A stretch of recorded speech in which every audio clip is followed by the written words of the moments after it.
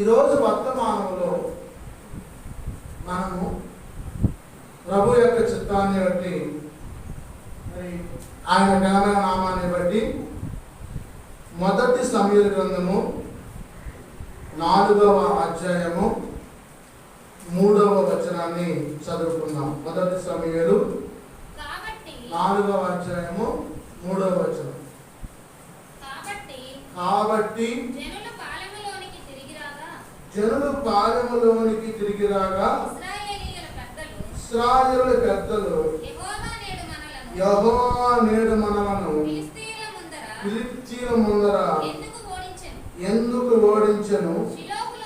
షిలోహులోనున్న యెహోవా నిబంధన మందసము మనము తీసుకొని మన మధ్య నుంచుకున్నాము రండని.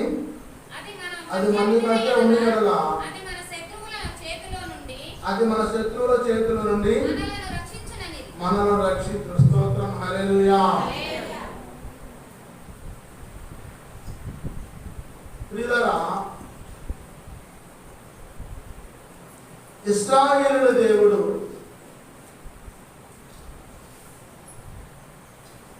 ఫిలిష్తీయులతో యుద్ధం చేయడానికి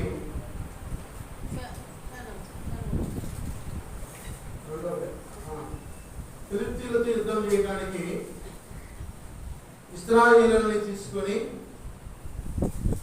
వారిని ఎబెనేజర్లో దిగారు. ఎబెనేజర్లో మీరు దిగారు. ఎబెనేజర్లో దిగినప్పుడు ఫిలిష్తీయుల సర్దారులు ఇశ్రాయేలుల మధ్య మహాభయంకరమైన యుద్ధం జరుగుతూ ఉంది. యుద్ధం జరుగుతూ ఉంటే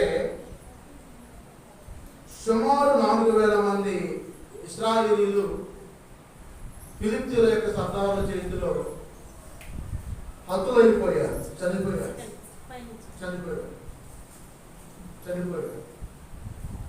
ప్రియులారా, ఈ మధ్యలో ప్రభు మాట్లాడుతూ ఉన్నాడు వాక్యాన్ని బట్టి. పాలెములోనికి తిరిగి వచ్చారు. ఇశ్రాయేలు మొత్తం యుద్ధంలో ఓడిపోయి మరి తెల్లమొహం వేసుకొని ఏం చెప్తున్నావురా, 4,000 మంది మనల్ని చనిపోయారు, ఈరోజు యుద్ధం చాలా భయంకరంగా జరిగింది, మన వాళ్ళందరూ కూడా చనిపోయారని చెప్పి వారు ఏడ్చుకుంటూ పాలెంలోనికి వచ్చి దుఃఖిస్తూ మొరపెడుతున్నారు. ఎక్కడంటే మందసం ముందు. ఏంటి, మన దగ్గర మందసం ఉంది, మందసం ఉన్నా కానీ మనం ఓడిపోతున్నాం, ఎందుకని ఓడిపోతున్నాం అని వాళ్ళ వాళ్ళు మదన పడే పరిస్థితి వచ్చింది. ప్రియులారా,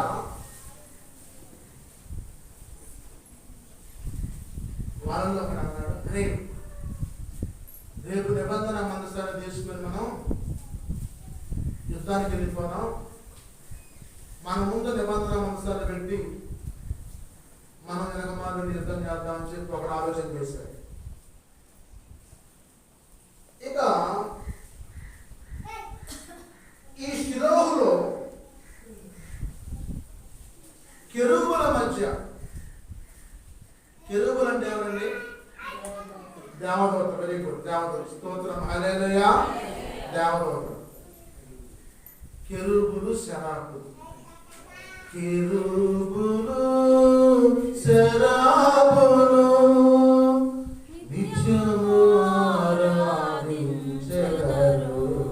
పరిశుద్ధుడు అతి పరిశుద్ధుడు అని గణపతి గానములు చేయుచుందురు. త్రియేక దేవుడైన యెహోవాను. స్తోత్రం. హల్లెలూయా. యెహోవా దేవుని ఆయన త్రియేక దేవుడు, పరిశుద్ధుడు, కెరూబుల మధ్య శరాపుల మధ్య ఆసీనుడైన వాడు అని మీరు మాట్లాడుకొని ఆ నిబంధన మందసాన్ని తెప్పించారు. మరొక చోట భద్రపరిచారు, పురాణంలో భద్రపరుచుకున్నారు. దాన్ని బయటికి తెప్పించారు, లేవీలు పోయి తీసుకొచ్చారు. ఆ మందసాన్ని తీసుకుని వచ్చిన వారిలో ఏలీ యొక్క 2 కుమారులు ఉన్నారు. ఏలీ అంటే పాస్టర్,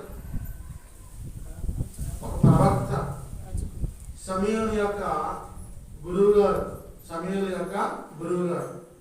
యాజకుడు, భక్తిపరుడు, నిబద్ధత కలవాడు, పరిశుద్ధమైన జీవితాన్ని జీవించేవాడు.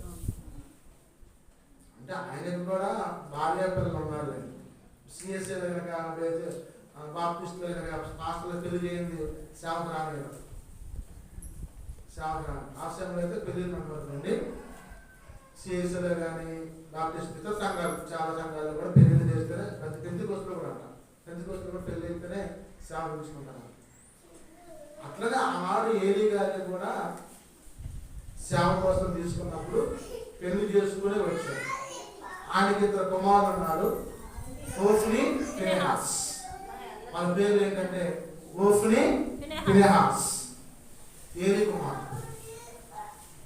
ఈ ఓడిపోయే గుంపులో హోఫ్నీ ఉన్నాడు, ఫినెహాస్ ఉన్నాడు. ఇక నిబంధన మందసాన్ని తీసుకొని వచ్చి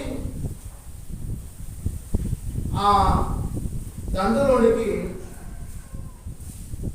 మరి చెప్పించినప్పుడు ఆ హోఫ్నీ, ఫినెహాస్ అక్కడే ఉన్నారు. ఎక్కడ ఉన్నారు? మందసం కాడ. మందసం అంటే దేవుని యొక్క సన్నిధి, దేవుని యొక్క ప్రత్యక్షత, దేవుని యొక్క పరిశుద్ధమైన స్థలం, దేవుడు సంచరించే స్థలం, దేవుడు మాట్లాడే స్థలం, దేవుడు మహిమ చూపిస్తాం. స్తోత్రం, హల్లెలూయా. ఇప్పుడు ఈ నిబంధన మందసాన్ని దండులోకి తీసుకుని వచ్చి ఈ ఇశ్రాయేలీయులు గొప్ప ప్రతిధ్వని చేస్తున్నారు. రండిరా, మా దేవుడు వచ్చాడు, రండి. మీరు చూసుకున్నారండి, మా దేవుడు ఎర్ర సముద్రాన్ని 2 పాయలు చేసిండ్రా. మా దేవుడు అంటే అనుకున్నాడు, యెహోషువ పక్షాన నుండి కందిరీలతో యుద్ధం చేసిండ్రా.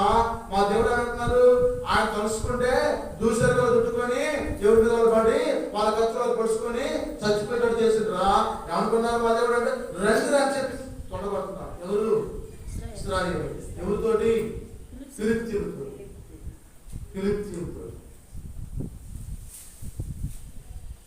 ఈ ఫిలిష్తీయులకి అలజడి పుట్టింది. అమ్మో, నిజంగానే వాళ్ళ దేవుడు గొప్ప దేవుడు, ఆయన దండులోకి వస్తే, యుద్ధ దండులోకి వస్తే మన ఎవరు మిగలవరా, జాగ్రత్త అని చెప్పి ఎవరికి వాళ్ళే జాగ్రత్తలు చెప్పుకొని జాగ్రత్త పడి వాళ్ళందరూ కూడా యుద్ధంలో ఇంకా రెట్టింపు ఉత్సాహంతో ఫిలిష్తీయులు బయలుదేరారు. వీళ్ళేమో మన మధ్యలో మనసు ఉంది, ఆ రోజునే గెలుస్తూనే వచ్చారు. చూడలేదు దేవాలయం పరీక్షలో చదవకుండా నెలలో వారు బండి పొద్దున్నే పోయి మాస్టర్ గారు ఈ పెళ్లి ప్రార్థన చేయాలని మహా వచ్చి, ఈ పెళ్లి ప్రార్థన చేయమంటారు. పెళ్లి ఎగ్జామ్ రాసిందమ్మా, నీ మైండ్ రాయాలి, నువ్వు చదువుకున్న మైండ్ రాయాలి. అప్పుడు పరీక్షలో మంచి మార్కులు వస్తాయి. మా మాస్టర్ గారు ప్రార్థన చేసిన పెళ్లి ఇది అనుకున్నావు, ఏమనుకోవాలి, జస్ట్ ఎక్స్ట్రా వస్తుంది. రాత్రి ఏమవుతుంది, గుండుస్తున్నా వచ్చి అన్నారు. పెళ్లి ప్రార్థన చేయి, శేషాలు ప్రార్థన చేయి, ఇలా శేష మధురాగా ఉన్నారు, శేషాలు ప్రార్థన చేయి, ఖర్చీపు ప్రార్థన చేయి. మూఢనమ్మకాలండి, క్రైస్తవుల్లో కూడా మూఢనమ్మకాలు ఉన్నాయి, హిందువుల్లో ఉన్నట్టుగా మూఢనమ్మకాలు. నేను తిరుపతి పోయి గుండు కొట్టించుకుని వస్తే నాకు అది జరిగింది, ఏం జరిగింది, పొంద జరిగింది, నాకు పచ్చి మూఢనమ్మకాలు. వాడు ఒక ఆయన ఎల్ఐసి మేనేజర్ ఉండేవాడు. ఆయన ఏం చేసిందంటే, ఒక బుట్ట తీసుకొని 11 రూపాయలు ముడుపు కట్టించింది. ఒక ఆయన పదకొండు అంతే 11 రూపాయలు 11 రూపాయలు ముడుపు కట్టించింది. వాళ్ళ తాహత అదేమో ఎవరు తాహత. ఒక ఆయన 51 రూపాయలు ముడుపు కట్టించింది తీసుకుంది. అంటే ఇంకో ఆయన 116 రూపాయలు కట్టించింది. అట్లా ఎవరు తాహతే వాళ్ళు. ముడుపు కట్టడం అంటే ఏంటి చెప్తున్నాను. మొక్కుబడిని మొక్కుకొని చెల్లించడము. స్తోత్రం హల్లెలూయా. వీళ్ళు కూడా నిబంధన మందసము ముందు మొక్కుబడి చేసుకుని, యేసు ప్రభువా మమ్మల్ని యుద్ధములో గెలిపించయ్యా, నీదే భారమయ్యా, మాదే ఉందయ్యా, వడ్డీ వారము మట్టి వారము, ఎంతలో కనబడే అంతలో ఆవిరి లాంటి వారము, నీటి మీద బుడగ లాంటి వారము, నీవు లేకపోతే మేము లేవయ్యా అని చెప్పి అంటున్నారే గాని కత్తి తిప్పేవాడు వీడు. కత్తి తిప్పేవాడు వీడు.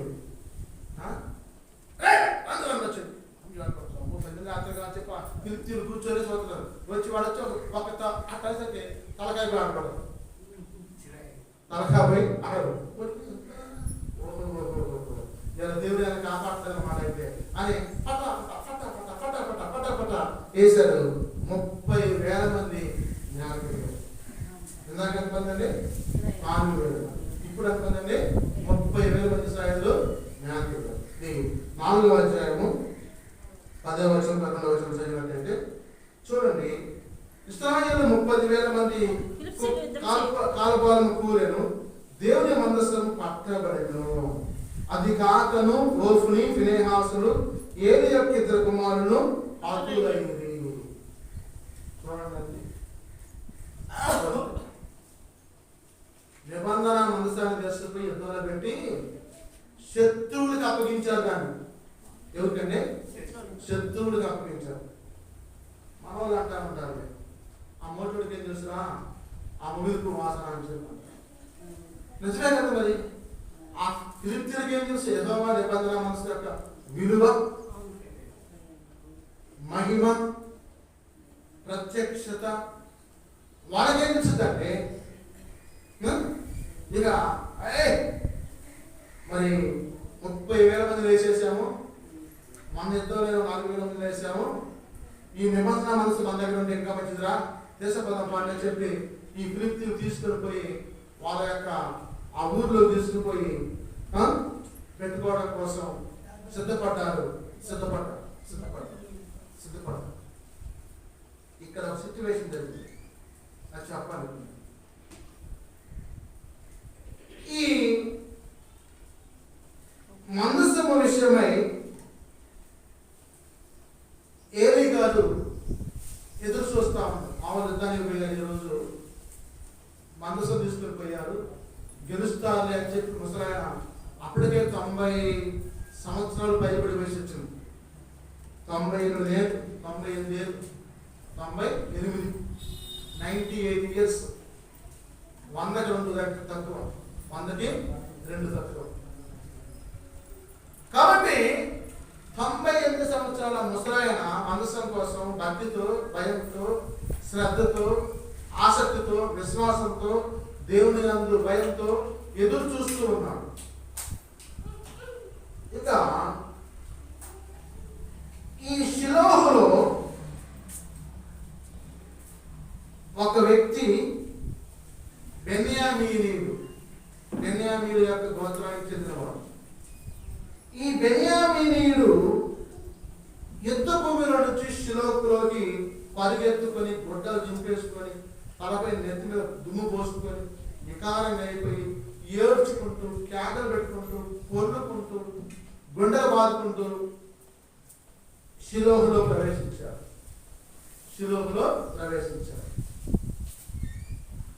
ప్రవేశిస్తే షిలోహు మొత్తం దర్దలాడిపోతుంది, గొప్పలాడిపోతుంది. ఏమైందా ఏం చెప్పేదయ్యా? మన వాళ్ళు 30,000 మంది కాల్పాలను నేల కొరిగారు.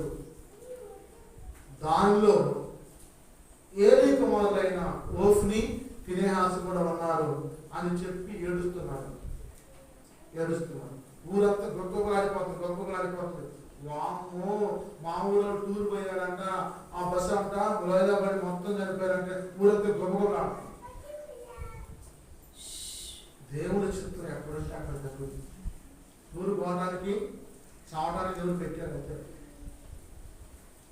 ఈ 30,000 మంది చావడానికి కోసం దేవుడు వీళ్ళలో ఉన్న అపనమ్మకాన్ని బట్టి,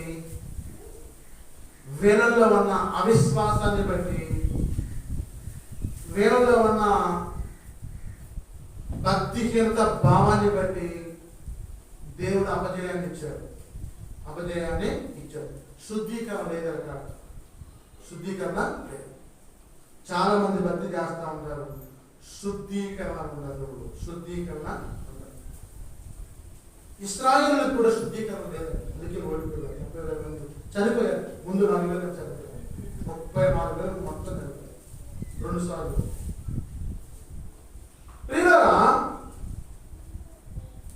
ఆ ఊరంతా దుఃఖములాడిపోతుంది. మందసం పట్టబడదంట. ఇంకేమో దేవుడి యొక్క ప్రభావం మన నుంచి పోయింది. ఇక మనం వేస్తూ ఆయన లేకపోతే మనం ఏమన్నామా, ఆయన ఉంటే కదమ్మా మనం ఉండేది, ఆయన లేకపోతే మనం ఏం చేస్తామా చూడవచ్చు అంటది. ఇంకా నిజమే నమ్మ గొప్ప దేవుడు అమ్మా ఆయన, ఆ గొప్ప దేవుడు లేకపోతే మనం ఏం చేస్తాం, ఇంకో హావచ్చు అంటారు. ఇంకో హావచ్చు అంటే మన దేవుడు మనం ఇసిపోయింది వాడుతారు. రకరకాల మాటలు మాట్లాడుకుంటూ వాళ్ళు గుడ్డలు బాదుకుని ఏడుస్తున్నారు. మా అన్నయ్య చనిపోయాడు, మా అమ్మాయి చనిపోయాడు, మా తమ్ముడు చనిపోయాడు, మా మామయ్య చనిపోయాడు, మా యొక్క మరి చిన్నాన్న చనిపోయాడు అని చెప్పి ఆ ముసలమ్మను ఈడను వాడాను మొత్తం ఊరంతా ఆ శిలువ మొత్తం కూడా ఏడుగుల యొక్క గోలైంది. ఎందుకంటే ఇశ్రాయేలు 30,000 మంది ఎంతలో హతులైపోయారు. రోదన వచ్చింది. ఇక అప్పుడు ఏమీ గారికి వయసు అంత అంటే 98 ఏళ్ళు. అతని దృష్టి మందగించి అతని కళ్ళు కానరాకలేదు. ఏలియా ప్రవక్త యొక్క వయస్సు 98. కళ్ళు కనపట్ల చొక్కడాలు వేసింది. కళ్ళు కనపట్ల. మరి ఆ మనుషుడు యుద్ధములో నుండి వచ్చిన వాడు నేను యుద్ధములో నుండి పరిగెత్తి వచ్చుతున్నాను ఏలితో అనగా అతడు నాయనా, ఆ బెన్యామీనుడు వచ్చి ఏలితో అంటాడు, యుద్ధంలో చెప్తాను నేనేనయ్యా, నీతో చెబుతాను చెప్పి వచ్చా అని చెప్పానంటే ఎవరు నాయన అంటే బెన్యామీనయ్యా, బెన్యామీ గోత్రం చెందినవాడినయ్యా, ఇశ్రాయేలునయ్యా అని చెప్పంటే నాయనా అన్నాడు మాస్టర్ గారు. అని అక్కడ ఏమి జరిగిందని అడిగాను. అక్కడ ఏం జరిగింది, అసలు ఏం జరిగింది అని చెప్పేస్తా అని అడిగాడు. అందుకు అతడు ఇశ్రాయేలు ఫిలిష్తీయుల ముందర నిలవలేక పారిపోయి జనులలో అనేకులు హతులయ్యి, హోఫ్నీ ఫీనెహాసుని 2 కుమారులు మృతులయ్యి, మరియు దేవుని మందసము పట్టబడని చెప్పాను.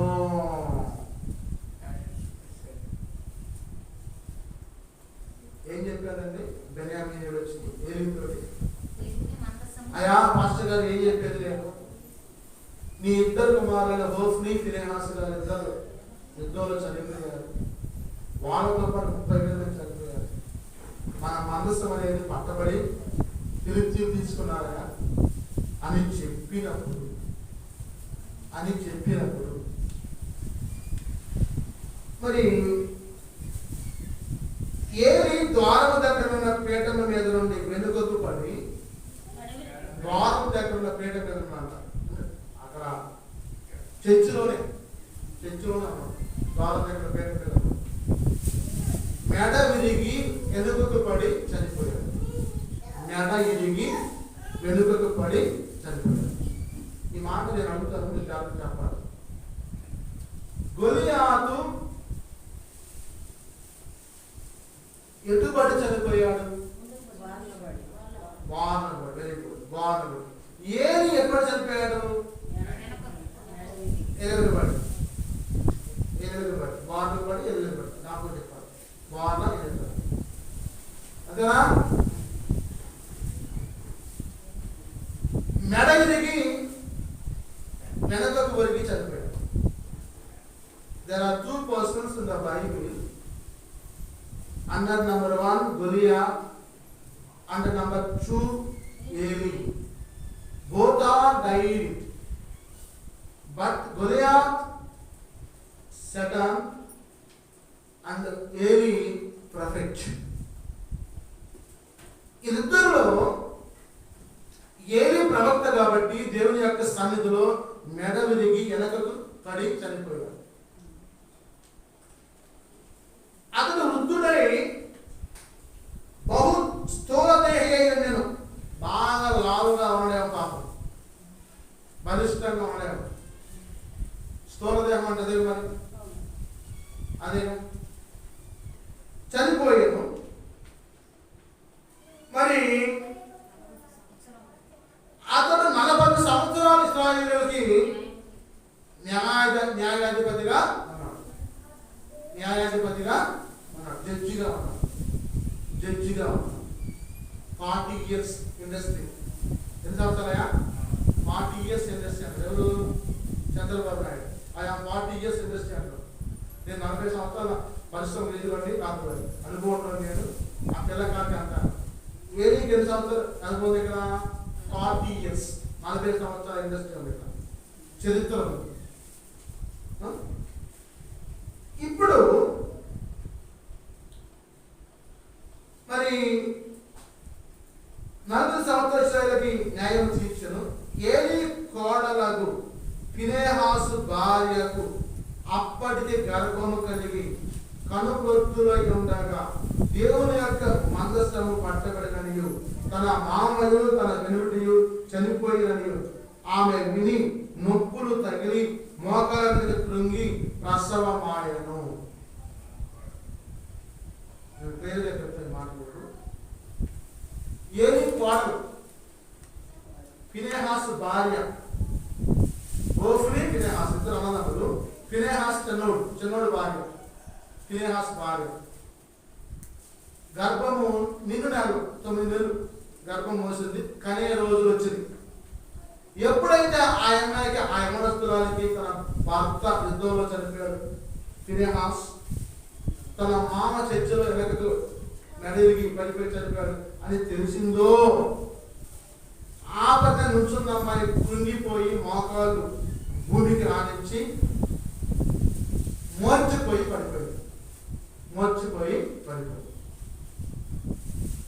పడిపోతే మరి ఆమె మృతి నొందుచుండగా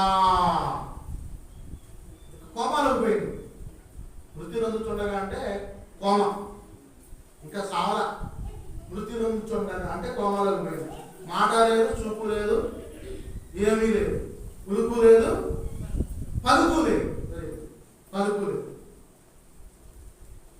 వాళ్ళు అంటారు ఆడవాళ్ళు చుట్టూ కూడి, అమ్మ కత్తి వచ్చుకోమ్మా, కత్తి వచ్చుకోమ్మా, అమ్మ బిడ్డ పడుతామ్మా, అమ్మమ్మ నీ మామ పడుతారమ్మా, అమ్మమ్మ నీ ఆయన పడుతారమ్మా, కత్తి వచ్చుకోమ్మా అని చెప్పి వాదార్చే మాటలు చెప్తున్నాడు. ఎవరికి? ఫినెహాస్ భార్యకి, ఏలి కోడలికి చెబుతా ఉంటే, మరి కుమారుని కంటివనిది కానీ ఆమె ప్రత్యుత్తరం ఇయ్యకలు లక్ష్య పెట్టకలు నుండినదే దేవుని మందసము పట్టబడినదని సంగతి తన మామయు ఎనిమిదియు చనిపోయిన సంగతి తెలుసుకొని ఈ ప్రభావం ఇశ్రాయేలు నుండి పోయినని చెప్పి లాస్ట్ ఒక మాట మాట్లాడింది. ఆమె చనిపోయాడు, ఆఖరి మాట మాట్లాడింది. ప్రభావము ఇశ్రాయేలు నుండి పోయెను కాబట్టి నా కుమారుడికి పేరు పెట్టండి ఇకాబోదు. చెప్పడమా? ఇకాబోదు అంటే ప్రభావము పోయెను అని అర్థం. ఇకాబోదు అంటే ప్రభావము పోయెను, ఇశ్రాయేలులోని ప్రభావము పోయెను అంటే మందస్థము ఫిలిష్తీయులు పట్టుకొని పోయారు.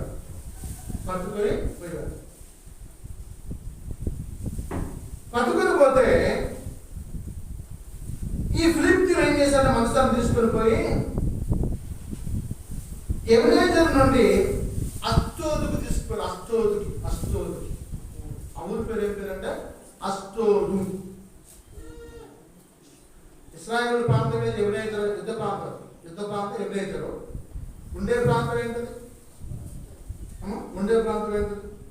ఇప్పుడే చెప్పా. షిలోహులో ఉంటున్నారు. యుద్ధం చేసేది ఎక్కడంటే ఎబెనేజర్ యుద్ధం చేస్తున్నారు. ఎబెనేజర్ నుంచి మందసం పట్టబడి అష్టోదుకు తీసుకొచ్చారు. విన్నారా నా మాటలు మీకు? మందసం పట్టబడి ఎబెనేజర్ అనే యుద్ధ ప్రాంతం నుండి ఫిలిష్తీయుల యొక్క ఊరైన అష్టోదుకు తీసుకొచ్చి పెట్టారండి. ఇశ్రాయేలు ఉండే ఊరి పేరు షిలోహు. యుద్ధం చేసే ప్రాంతం పేరేం పేరు? ఎబెనేజరు. కాబట్టి వీళ్ళు ఎబెనేజరు నుండి అష్టోదుకు తీసుకొచ్చి దాగోను గుడిలో దాగోను దేవత మందసం పెట్టని తీసుకొచ్చి పెట్టారు. నా మాట జాగ్రత్త అని మాట్లాడే అష్టోదులో మందసం పెట్టని దాగోను దేవత గుడిలో తీసుకొచ్చి పెట్టారు. దాగోను దేవత అదొక విగ్రహం, అదొక రాజు విగ్రహం, అదొక గుడి పెట్టి లోన పెట్టి తలిపేసి నానేసి ఎల్లో పోయి స్నానం చేసుకుని శుభ్రంగా ఆనందించి పడుకున్నా. ప్రొద్దున్నే పూజారు అంటారుగా, ఇక్కడ పొద్దున్నే వచ్చారు.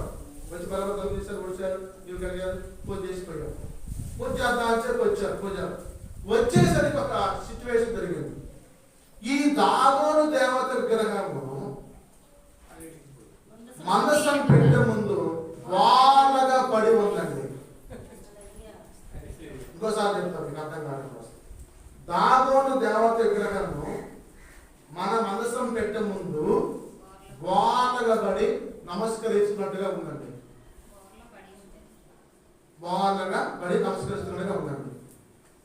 పూజారులు చూసి అయ్యో అప్సర మన దేవుడు పోయి వాళ్ళ దేవుడిని మరి ముక్కుతుందిరా, వాళ్ళు ముక్కుతుందిరా, ఆయన ముందు వాళ్ళకి పడి శాస్త్ర నమస్కారం చేస్తారని చెప్పి ఊళ్ళో చెప్పారు.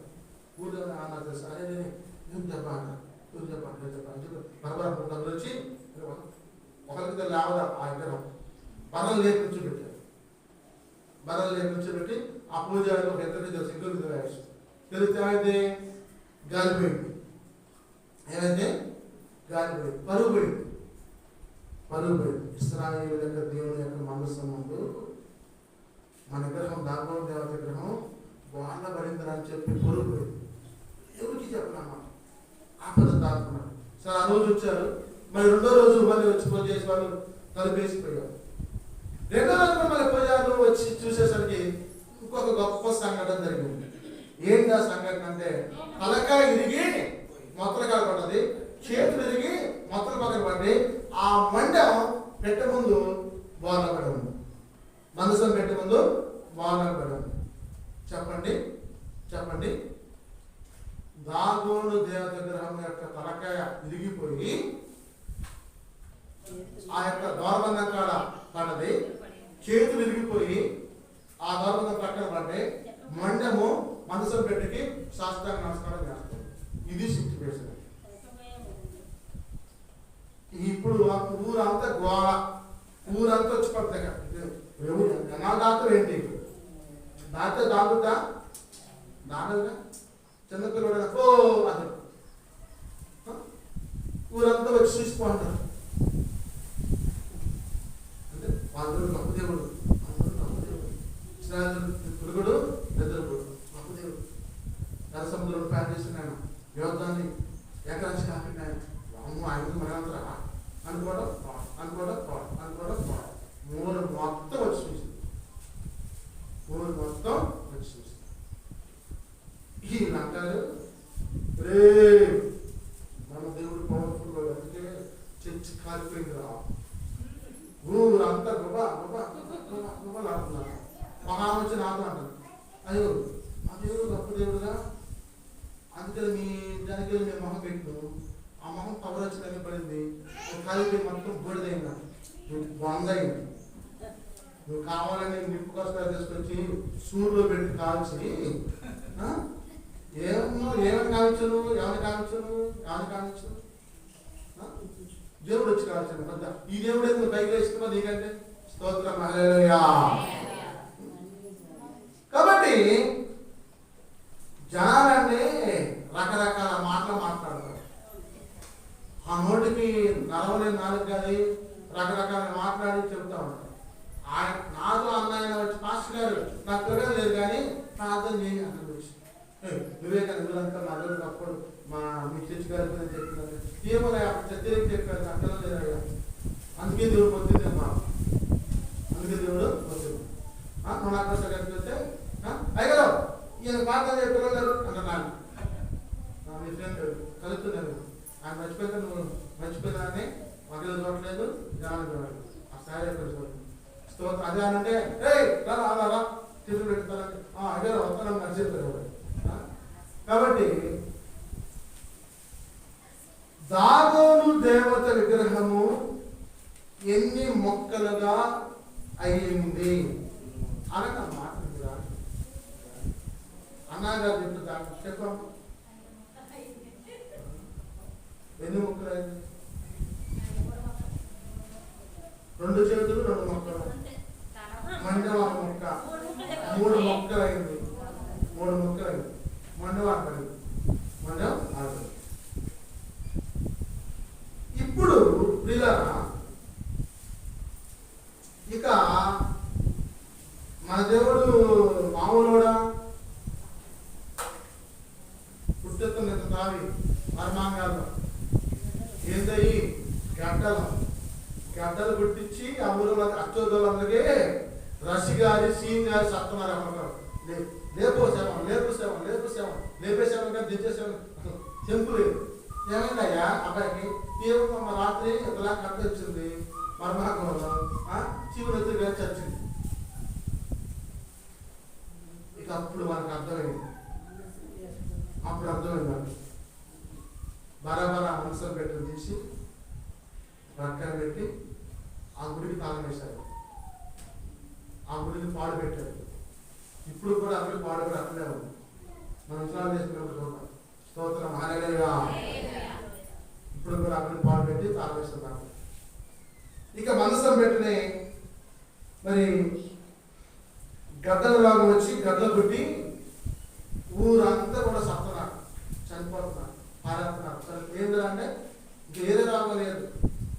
మన జగేపాటికి డయేరియా వచ్చింది. డయేరియా అంటే ఏంటమ్మా నాకు శ్రీ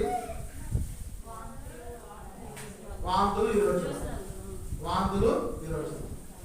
వాంతులు కావటం విరోచన కావటం చావు వాంతులు కావటం విరోచన కావటం చావు ఏంటంటే వాటర్ పొల్యూషన్ అంట నీటి కాలుష్యం. ఈ అష్టోతికి ఒక రోగం వచ్చి పడ్డది. జగైపాటికి ఎలాగైతే డయేరియా వచ్చిందో ఏంటో రోగం అంటే గడ్డల రోగం. ఏమొచ్చి చచ్చిపోయింది ఆయన? గడ్డ వచ్చింది రాత్రి పొద్దున్న చూస్తే ఊరంతా సగం వేసిపోయింది. వామ్మో ఆ మనసు పెట్ట మనలో వద్దు ఆయన దీన్ని అర్జెంట్ పంపించాలని చెప్పి ఆ అష్టోదు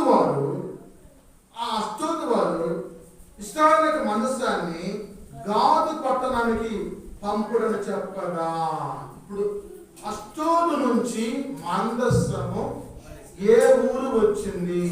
గాదు వచ్చింది. మన అయ్యగారు మన పెద్ద ఆయన శాంసన్ ఆయన అడిగాడు గాజు పోయి గాజాకు పోయి గాజా ప్రాంతం పక్క ఇవన్నీ కూడా కొత్తపాలు ఎదురులాగా ఉంటాయి. గాజాకు పోయి గాజుకు పోయి దిల్లుల వల్ల పడి తలకాయ తీసుకుని ఆడబెట్టిన తలకాయ పెడితే అట్టట్టు లాడి శుభ్రం గీకులు పెట్టింది. ఏంటది? గుండు ఇంకా అడిగేది వందే కట్టేసారు. కట్టేసిపోయి గుడ్లు బీకి గుళ్ళు కట్టేశారు సంస్థలు. లేదా అష్టోదు నుంచి మనస్సుని ఫిలిప్తీయులు గాదులకు తీసుకొచ్చారు. గాదు తీసుకొచ్చి ఆ మనస్సుని యెహోవా ఆ సమస్తము ఆ పట్టణపు పెద్దలను పిల్లలను రహస్య స్థానములో గడ్డలు లేపి వారిని మొత్తి గొప్ప నాశనము చేశాను. యాడికి పోతే అదే, యాడికి పోతే అదే. అష్టోతులు గడ్డలు చచ్చాడు, గాతులు కూడా గడ్డలు వచ్చి చచ్చాడు. వామ్మ ఇప్పుడు 2 రోజులు వేసుకునేది ఆయన. ఈ మనసు మా దగ్గర ఉంటే మామూలు ఆయన ఇట్లా కొట్టట్లా చెప్తారులా, మాట అంటులా, ఏమంటులా, చేసే పని చేసుకొని కూర్చోండి. ఎవరైనా యెహోవా స్తోత్రం, హల్లెలూయా. యెహోవా నీ పరిత్తంగా, నీ పరిత్తంగా చెప్పి చేసే పని కాదు. ఇక వారు దేవుని మందసమును ఎక్రోనుకు పంపగా ఎక్రోనులోనికి వచ్చినప్పుడు ఎక్రోనులు కేకలు వేసి మనలను మన జనం చంపివేయాలని వీరి ఇశ్రాయేలులకు మందసాన్ని మనకు తీసుకుని వచ్చారని చెప్పి గోలగాలకి ఊరి ముందే వచ్చి అడ్డం తిరిగేవాడు. ఎవరైనా రాస్తారా? ఇప్పుడు 2 రోజులు పోయినాయి, అష్టోతి పోయింది, గాజు పోయింది, ఎక్రోను తీసుకొస్తున్నారు. ఊళ్ళు మొత్తం పోయి వచ్చి ఆ గౌడికాన్ని ఆపేదాన్ని. మా ఊర్లో మనసు తేడానికి వీలు లేదు. ఎన్నో ఊరిది? 3వ ఊరు. అష్టోదు, గాతు, ఎక్రోను 3వ ఊరు. తీసుకొచ్చి వారు ఎప్పుడైతే ఆ ఊరు వారు మొత్తం ఎక్రోను తీసుకొచ్చారో ఆ ఊరు మొత్తం కేకలేసి బొబ్బలు పెట్టి మమ్మల్ని చంపడం కోసం తీసుకొస్తున్నారని చెప్పి ఊరు బయట ఆపేశారు. ఊరు బయటే ఆపేశారు. అప్పుడు ఫిలిష్తీయుల సర్దారులందరూ కలిసి మాట్లాడుకొని మనల్ని చంపకుండా ఉండడం కోసం స్వాస్థ్యములకు దాన్ని పంపించడము, స్వాస్థ్యములకు పంపిద్దామరా, ఎక్కడి నుంచి అయితే వచ్చిందో అక్కడికే పంపుదాం. మందసం ఎక్కడి నుంచి వచ్చింది? ఏదో మాట్లాడినాను. మందసము పట్టబడి ఎక్కడి నుండి అష్టోతుకు, గాతుకు, ఎక్రోనుకు వచ్చింది. స్తోత్రం, హల్లెలూయా. ఎబినేజరులో పట్టబడ్డ స్వాస్థ్య స్థలం అంటే అది. మళ్ళా ఎబినేజరు పంపించాడు. మనకొద్దు ఈ మనసు, మనకొద్దయ్యా ఈ దేవుడు, అమ్మో గొప్ప దేవుడు వాళ్ళు, మనం భరించలేము ఆయన అని చెప్పి అందరు కూడుకులు మాట్లాడుకొని దేవుని నిబంధన మనసాన్ని వాళ్ళు అక్కడి నుంచి మరి బహుభారంగా దేవుని హస్తము వాళ్ళ మీద ఉంది కాబట్టి మానవీయం పట్టుకొని ఆ పట్టణస్తులందరూ చావక మిగిలిన వారు గడ్డల రోగుల చేత మొత్తబడి. ఏ రోగం అంటే గడ్డల రోగం.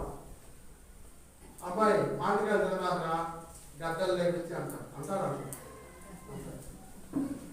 ఎండాకాలం మామిడికాయలు తింటే గడ్డలు లేవు.